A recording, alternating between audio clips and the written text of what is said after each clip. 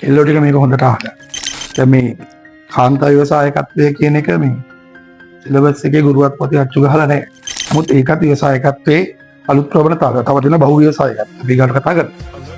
ගෑල්ලාමකට ව්‍යවසායකත්වයට එන සම්භාවිතාවය අතීතයේ අතිශය විදියට හිර වෙලා අතර කරලා තිබුණා. නමුත් දැන් වෙනකොට අධ්‍යාපනය සමාජ වෙනස් වීම මේ අර කාන්තාවාදී මත අපේ ෆෙමිනිසම් වගේ සංකල්පات එක්ක ගෑල්ලාමකට ඉස්සරහට එන අවස්ථාවන් තියෙනවා. නමුත් තවමත් ආසියාතික සහ මැද පෙරදිග රටවල අපේ කෙල්ලන්ට chance අඩුයි.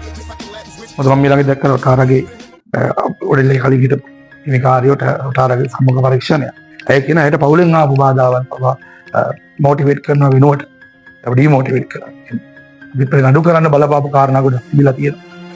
ඒ නිසා කාන්තා ව්‍යවසායකත්වය කියන්නේ අද කෙල්ලන්ට තියෙන ලොකු අවස්ථාවක් ලෝක ඉස්සරහට යන්න. සාම්ප්‍රදායික රස්සාවට හිර වෙලා කට්ට කනවට වඩා තමන්ගේ ඇතුලේ ඉන්න නිර්මාණශීලී ගැහැණිය අවදි කරවල. ඒ ගැහැණියට පුළුවන් ලෝක දිනන්න කියලා පෙන්නන එකක් දෙමු බලන්න. සස්වලින් පස්සේ ඇතුලේ තියෙනවනේ බං බලන්න.